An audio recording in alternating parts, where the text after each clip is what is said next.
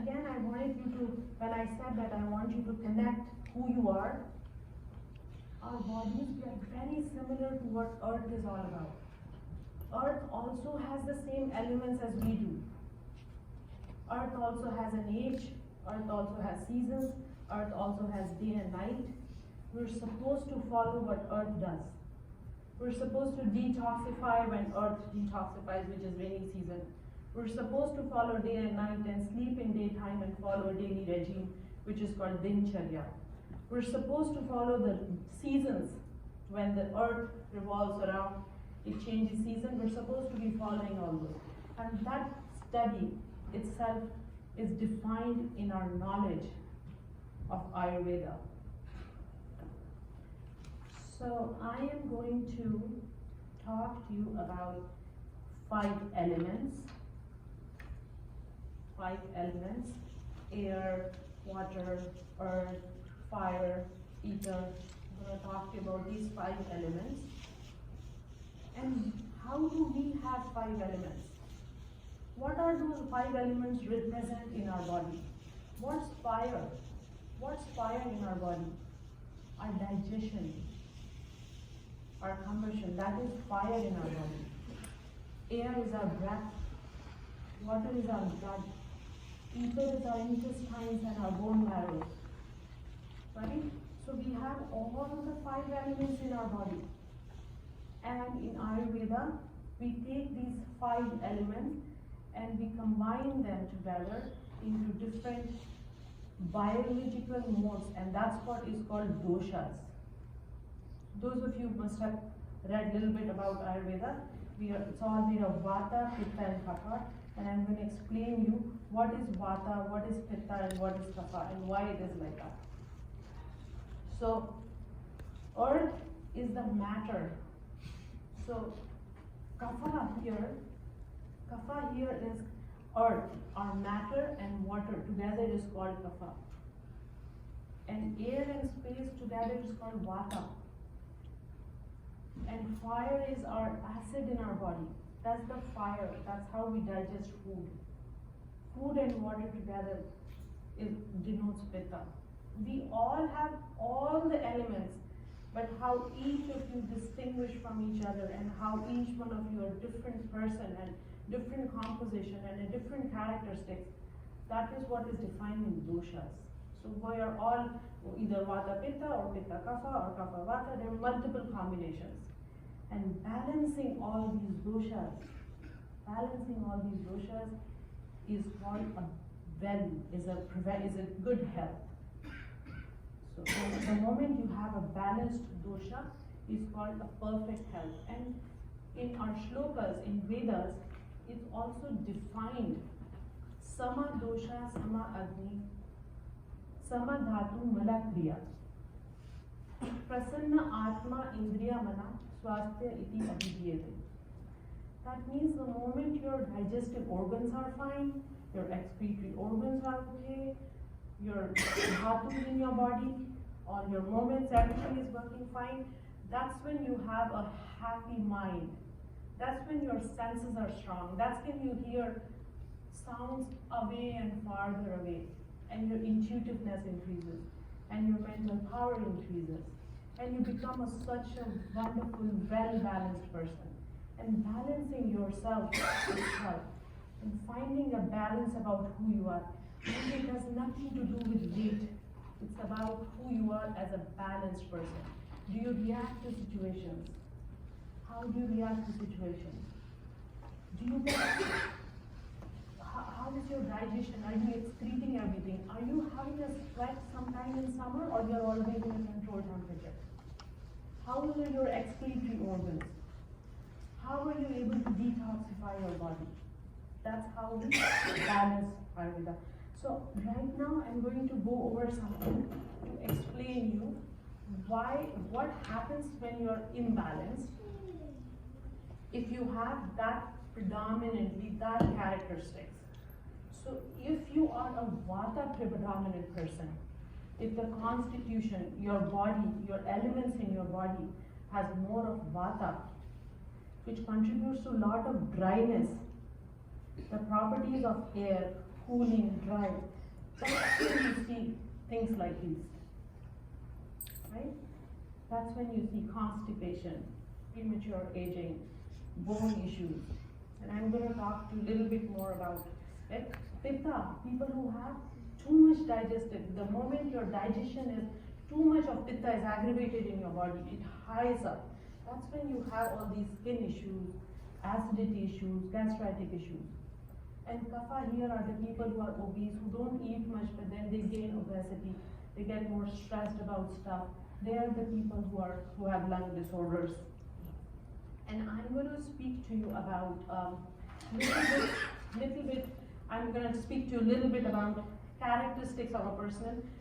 Who you are is also determined, your nature, your personality is also determined by what dosha you are. Kapha people normally are the people who are very deterministic, whom you can depend upon.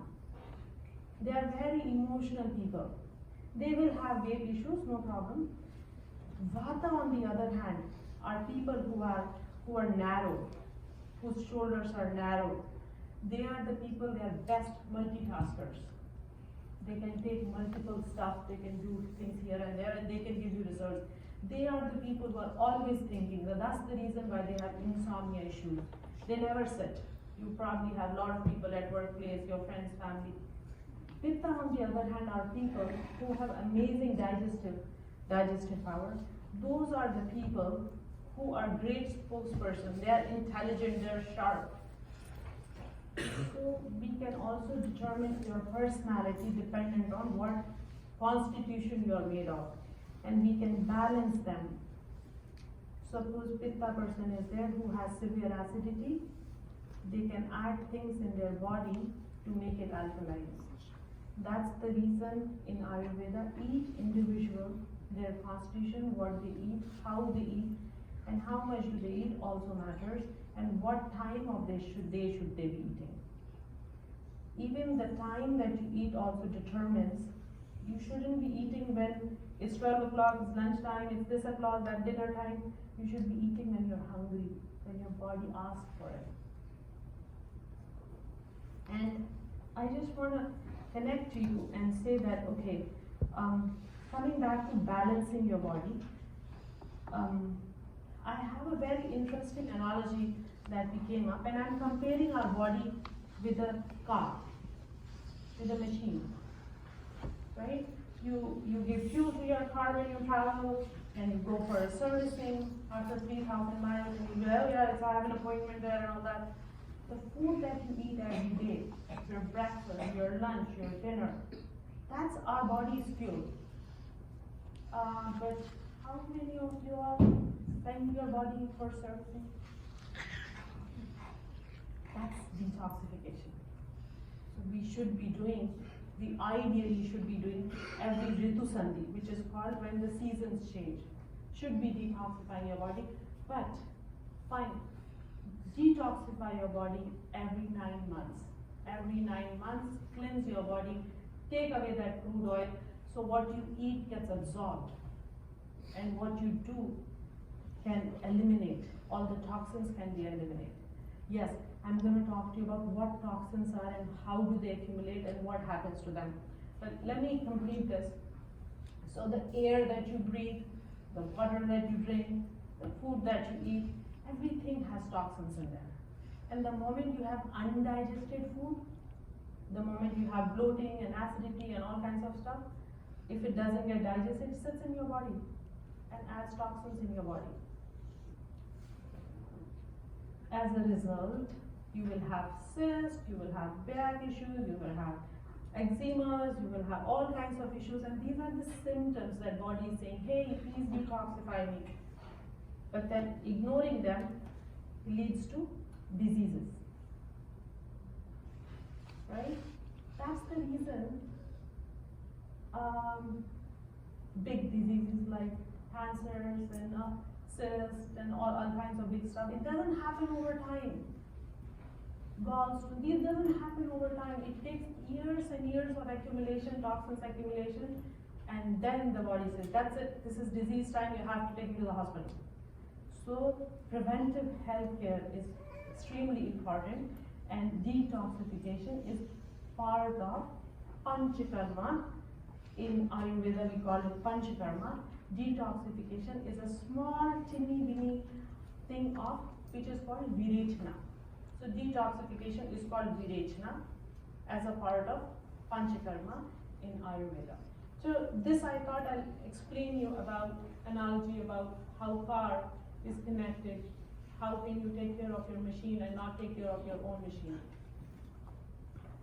And now I'm gonna briefly give you something where you can, I'll explain you what this Virechana process is. Virechana, which is detoxification, first you try to burn what is existing toxins in your body by giving you some herbs. You burn the existing toxins, then you internally lubricate your body because you don't want to supply something harsh thing and to your internal organs. You lubricate you internally, you lubricate yourself externally, so all the organs lubricate, and then you expel things out, and that is called purgation. When all the toxins come out, at least 95 to 90% come out, and that's when you start maintaining yourself. So this process of detoxification, which is called Virechana, should be followed every 9 months to cleanse your body. And it helps to in a big way to reset all your detoxifying organs in your body. It helps you to reset everything. And now, as a part, so detoxification is about longevity, but then what do? I can do this detoxification. What do? What else can I do? Well, if you cannot do detoxification or you don't have a facility to do that, we can talk about it later. But then at least you can start preventing yourself. How do I prevent myself? Why do I eat all the fruits all 12 months, even though cucumber doesn't grow all 12 months? Why do I eat tomatoes all the time? Why do I not eat seasonal fruit all the time? Why do I daytime and nighttime, everything is combined? I can eat any non-veg any time of the day. So I'll just give you some tips on prevention, so on incompatible foods, so you can at least avoid toxin accumulation. So can we go to the next slide, please?